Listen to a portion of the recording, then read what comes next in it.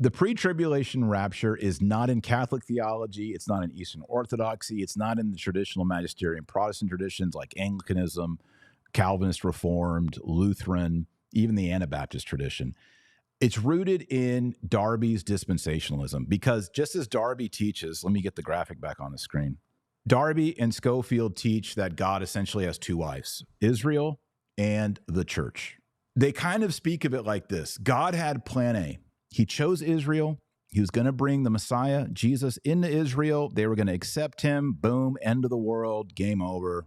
But then the Jewish people mostly rejected Jesus. Oh, no, according to the dispensationalist God. Oh, no, what am I going to do now? I'll do plan B. So I was going on plan A. I'm going to take a little turn here, and I'm going to create a parenthesis in history in which God establishes plan B, which is called the church.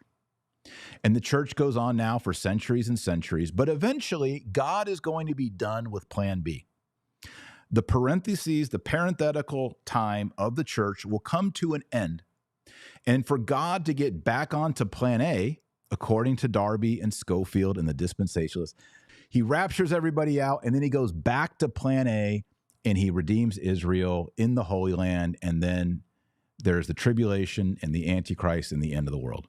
Catholics, Orthodox, most Protestants, they don't believe in the rapture. This is bogus. If you came to a Catholic church and started teaching this, we would just let you bring this over. Like, God has Israel and God has the church. He has plan A, plan B. Catholics are just going to laugh you out of the church. It's ridiculous. But Protestant groups are divided over this. And sadly, we got people like Ted Cruz and other senators who are on X, on Facebook, in interviews saying, we must support Israel because the Bible says so. And we must counter to them.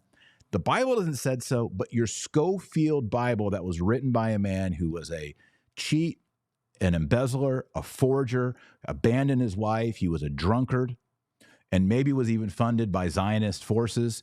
That's where you got that theology. And don't you dare take our tax monies and send them to Israel and send our sons to die in Israel's war because you are reading the Schofield Bible. You are a dispensationalist and you are a heretic. I don't know how else to say it, my friends.